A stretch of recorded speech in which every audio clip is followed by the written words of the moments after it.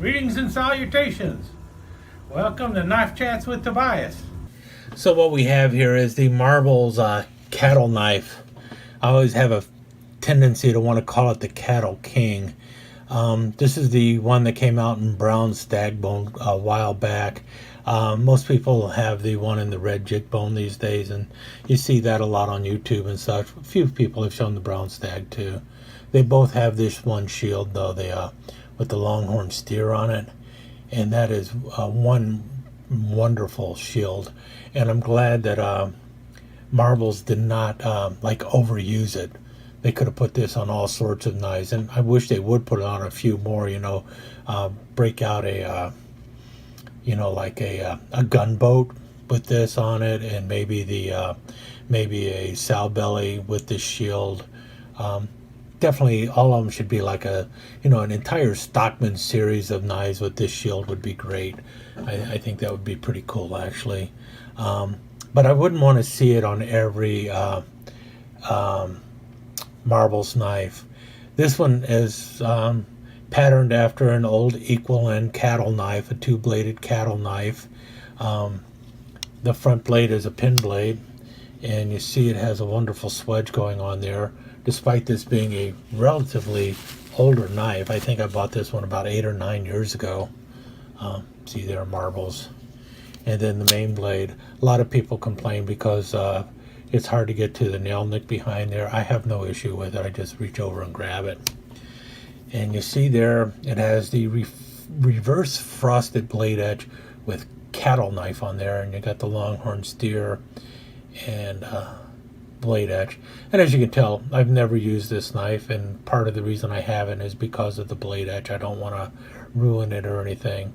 I probably should just buy another one so I can use it too, because it's definitely looks like it'd make a great user. Big old honking heavy handle and everything else.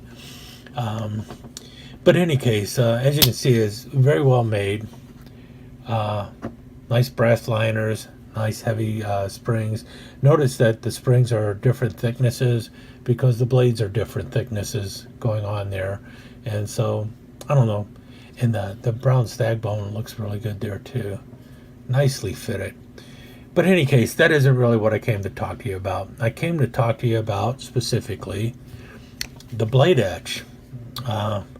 This is going to be my talking about my feelings on blade etches, and you'll see that I am very conflicted when it comes to blade etches, because I really like the way this blade etch looks on this knife, but because of the blade etch, I don't want to ruin the blade etch, so I don't want to use the knife. Now, I have used a Marbles Toothpick. That would be this knife in the Ramhorn series. I used this for several months. I was actually filming it, taking a look at it every month for a while, and then just gave up. And as you can see, the blade etch was holding up pretty well. Yeah, there's a few nicks over here, but those nicks were on there before I even started. And I was using this. I mean, every box that came in the house for about 3 or 4 months was being cut open with this knife, and cutting up meats and everything else. And you see the blade is still a little dirty. I sharpened it a little bit and everything else, but for the most part, the blade etch was holding up pretty well. So it seemed like the blade etch was going to hold up better than I had anticipated. And that might be the case on this knife too, but in the case of this knife, I want to keep it pristine. And it's partly because of the blade edge. Now, if it didn't have the blade edge, this knife would have probably had a lot more pocket time than it's had so far. And often, sometimes when I will store this knife, I will store it open like so that the blade edge won't get messed up, and also so I can see the blade edge. So I like the blade edge. This one, for me, this one was just kind of superfluous.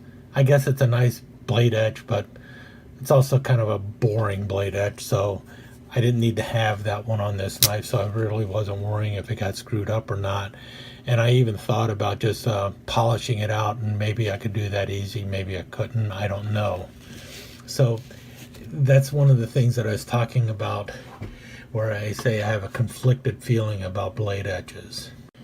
Now this next technique is really pad printing, and you see there in this Rough Rider Coal Miner series, you can kind of see it there where it says Coal Miner on the blade. That's not even etched in there, it's just ink that had been pad printed onto the blade and then using some kind of anodizing process to get it so that the ink bonds to the steel, so you can't just wipe it off. They did a good job doing it, but when it comes to a blade etch, that's about as lame as you can get, especially when the whole purpose in this case was to create a coal miner series. And you see this one, it's got a black jig bone handle, and it's a really nice liner lock sod buster. But you notice the shield, Rough Rider, and everything else. And it's a nice knife, it really is. But the only thing that ties this into the Coal Miner series is the fact that they just stamped Coal Miner on the blade. Because here's another knife in the Coal Miner series. It's an electrician knife. Notice now it's got the Be Prepared shield. This Be Prepared shield is an old Boy Scout shield. Matter of fact, the first official Boy Scout knives had a Be Prepared shield on it. That's where this shield comes from. Really doesn't have anything to do with coal miners. And then you have, it's an electrician knife, so you've got the blade there that locks and everything. And then here you go, pad stamped coal miner. I can tell you now also that not only, I mean, that's it. You got the coal miner stamping on there, and that somehow constitutes these knives being in the same series, and that's kind of lame. So I mean, if there are other things that tied these knives together, like they were both black smooth bone, or they both had the same black jigging on there, and if they had a distinct shield that was just for the series, then I can see a series of knives. But just stamping coal miner on a blade is kind of a lame way to create a series. And in such a case, I would have rather just had a black jig bone knife, a work knife that didn't have coal miner on the stamped on the blade, because it would have been a more attractive knife. In this case, trying to turn a bunch of different styles of knives together by stamping coal miner on the blade, I don't know. You know what I think you know where I'm getting at. It's kind of weak, and in this case, the blade etch, or the blade stamp, I guess you would say, really just doesn't work. So it was a lame attempt at creating a series. Now here we have the dog bone jack, and I really like the etch on the dog bone jack. I've got multiples of this one, so I can go ahead and destroy the etch on one of them if I want to, and then I'll still have one for the collection. And notice everything about this knife. It's all tied together with the dog bone shield, the dog bone shape of the blade, the little dog whistle, and everything else. So it's a pretty cool knife, and I really like it. It's one of my favorite Rough Rider knives. Now, Rough Rider thought it was such a cool knife that they also came out with it in a tobacco smooth bone. But if you notice, they gave it the acorn shield. And anyone familiar with Rough Rider knows that the tobacco smooth bone with the acorn shield, well, that belongs to the knives in the Outdoorsman series. So here's the Half Hawk in the Outdoorsman series. Here's the Locking Canoe, or the Canoe Whittler, in the Outdoorsman series. And the ever popular Outdoorsman series, Sow Belly. So the knife looks like it belongs in the Outdoorsman series. However, and it has the Dog Bone Jack Blade Etch. And so there were issues with this when it came out, because the people who were with who liked the Outdoorsman series were like, why did they put a Blade Etch on the Dog Bone Jack in the Outdoorsman series? It's in the it came in an Outdoorsman series box, I believe, at first too. I'm not sure, but in any case, you can see where there would be trouble. It's like, you've got this knife that you want in the Outdoorsman series. It looks great, you know, dogs in the outdoor, everything fits in great, but and you've got the proper shield and everything, proper bone material, but you put a Blade Etch on it when no other knife in the Outdoorsman series has a Blade Etch. So this knife was somewhat schizophrenic. It's like, you got the Dog Bone Jack etch on an Outdoorsman series knife. So which way you want to go? And so they eventually went with adding the Dog Bone shield and having a tobacco smooth bone Dog Bone Jack knife also, which I guess the folks in the Outdoorsman series were probably like a little bummed. They would have probably preferred this knife without the Blade Etch. I'm happy with it either way, but I can see how if you want this in the Outdoorsman series, you don't want the Blade Etch. You know what I mean? So that is truly a place where you can see conflict on why in the world would you put the Blade Etch on this knife? I get it on this knife, but I don't get it on this knife. And a couple other knives that I really like the Blade Etches on are these two knives here. This large toothpick, I think this is the first knife that I picked up with a reverse frosted Blade Etch, which is what you see here with the Stroke of Luck. And this might have been the first time that Rough Rider actually applied a reverse frosted Blade Etch on a knife with the A Stroke of Luck series. Might be wrong, but I believe that was the first time they used the reverse frosted Blade Etch. Is it a little gaudy? Yeah, I guess it is, but I don't care. I really like it. Everything about this knife is a little gaudy, but I really like it. I like the clovers. I like the clovers on the back here, or the shamrocks rather. And then you've got the Rough Rider horseshoe shield. So everything about this knife, you know, and the green coloring and everything, just a really great knife. And I like the Blade Etch on it. I didn't buy it to use it. I bought it because it's basically a work of art. It's a collector's item. And that's the case with a lot of knives that have Blade Etches. They're really not designed to be used. They are designed for the display. Similarly, we have the Moonshiner here, and with the Moonshiner, you see the Moonshiner leaning up against the log or a tree. He's got his bottle there and everything else. It's really just a nice little piece of artwork on there, and so I really like that too. So, and it just, you know, kind of tells a story. These are the ones that came in the jug and everything. So yeah, there are plenty of knives that have Blade Etches that look good on the knife, and I know they were designed.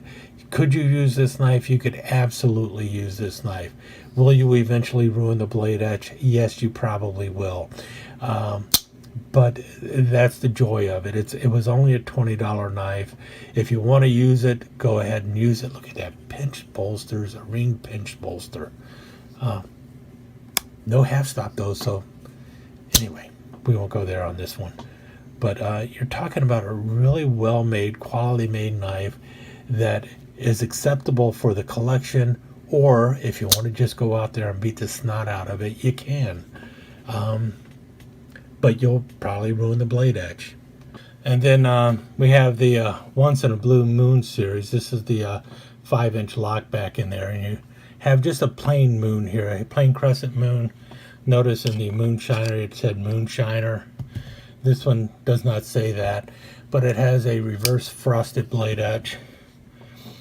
And you got the shooting star, the little boy on the moon, and he's sitting there whittling on the moon, and it says Once in a Blue Moon. Nice reverse frosted Blade Etch. Obviously, again, you'll ruin the blade etch if you're using it a lot. But at the same time, I think this was like a $16 knife at the time. So, a great looking knife for the collection, and also a perfectly acceptable user knife. One that will definitely ruin the blade etch if you use it a lot. Matter of fact, you can see right there a little rubbing going on. I don't know if it's hitting or not. Yeah, because it is hitting a little bit on the side there. So every time I open this, if I don't push away, it's going to screw up the blade etch. And when I close it, I got to make sure I push away so that it doesn't hit the side. So, you know, that's why I said I'm a little bit conflicted on blade etches. We're talking about some really good knives that are priced at a value where you could definitely use them, but they have also a collector's value to them with the blade etch. And I like them mainly for the collection, so I don't use them because I want to protect the blade etch.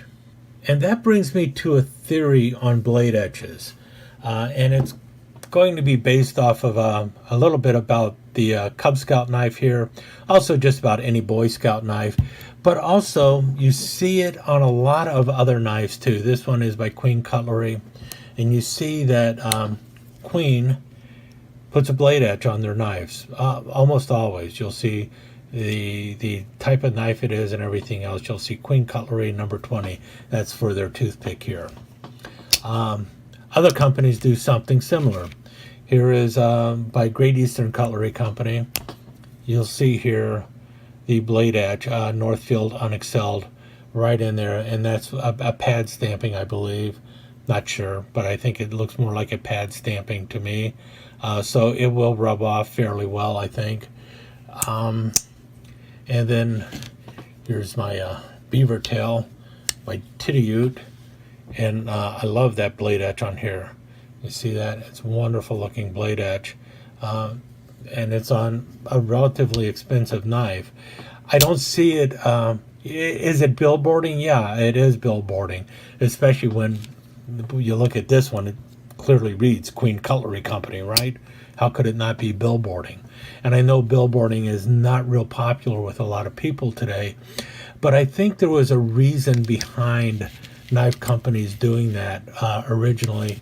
And not only more expensive knives, but even low-end knives. A lot of them would have a blade etch on there. And you see it right there. Official knife, Cub Scouts. And this is one from Camillus in the later years. So this is somewhere between 1989 and 2007. But it still has the blade etch on there. And what does that tell me? It tells me that this knife was not heavily used, or it was lightly used, or maybe not used at all. And I think that is a reason a lot of knife companies used to do things like put a blade etch on the knife. Because if this knife had been used, either the blade etch would have been scratched or something like that, or it might have been messed up a little bit, and it would be very noticeable if somebody had decided to just take and polish out the scratches on the blade. Because if you try and polish out a scratch in a blade etch, you're also going to be polishing out the blade etch. So a person would notice fairly quickly that you're not selling me a brand new knife. You're selling me a used knife, or a partly used knife. It might have been refurbished, but it's not brand spanking new. And I think that is one reason why a lot of companies used to put a blade etch on the knife. Not so much for the billboarding sake of saying, look whose knife this is. Of course, they wanted you to know whose knife you were buying, but also to let you know that not only is this a knife from Queen Cutlery Company, this knife is a new knife from Queen Cutlery Company. It is not some knife that somebody's been using and repaired. And so I think that's one of the signs of that companies would do, to let you know, number one, whose knife it was, and number two, that the knife was new, so that you're not buying something that some seller is giving you secondhand or something like that. And today, this is something that is highly sought after by people who collect Boy Scout and Cub Scout knives and Girl Scout knives.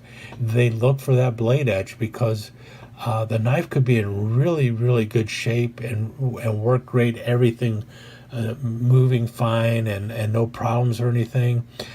But the what's really valued among collectors of Cub Scout knives, Boy Scout knives, and other knives of that nature is having that knife with the blade etch.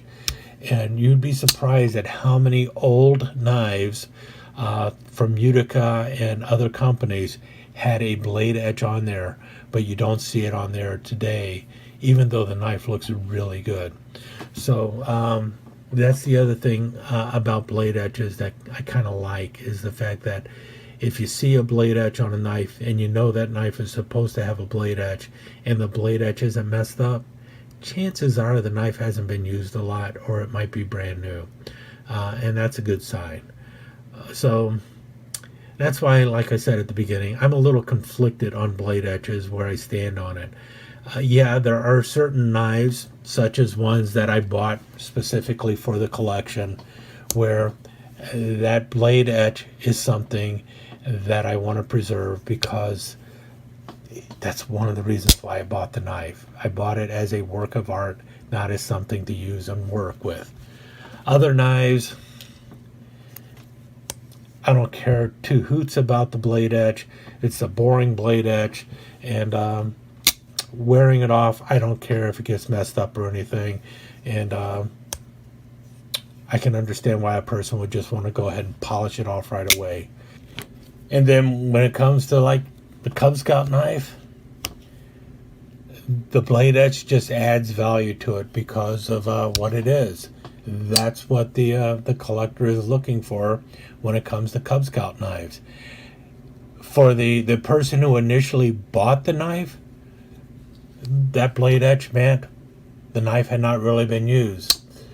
For the collector, it means, again, the knife hasn't really been used that much, so it's a great knife for the collection. And so that's really the when it comes to like a Cub Scout knife with a blade etch on it, those are the ones I'm really looking for. With other knives, sometimes I look at the knife and it's like, that blade etch is kind of boring and I don't like it. And it might tell me I don't want to buy the knife because I don't like the blade etch. I almost did not buy this knife. Matter of fact, I think the only knife I got in the entire Ramhorn series is the 5-inch toothpick. And why is that? Because it's a 5-inch toothpick. If they did not have a 5-inch toothpick in the Ramhorn series, I wouldn't have a knife in the Ramhorn series. And part of that is because of the blade etch. I don't like the blade etch on it, but I like the Ramhorn and I liked everything else about it. With the Stroke of Luck series, I ended up buying as much of the series as I could simply because there was a 5-inch toothpick in there and I liked the blade etch. So you can see the difference there. And that's why I said I'm somewhat conflicted when it comes to a blade etch on a knife. Sometimes I'm for it. Sometimes I actually seek it out. And other times it's like, why did you do that to that wonderful, gorgeous knife? You just made it ugly. Anyway, I'll let you go. Let me take just a second to thank you once again for dropping by and spending a few minutes here at Knife Chats with Tobias. I really do appreciate it, and I do appreciate any comments that you leave. So please remember to give me that thumbs up, and also don't forget to subscribe and ring that notification bell so you'll know when the next episode is up and running. Thanks again for dropping by. Really do appreciate your time here.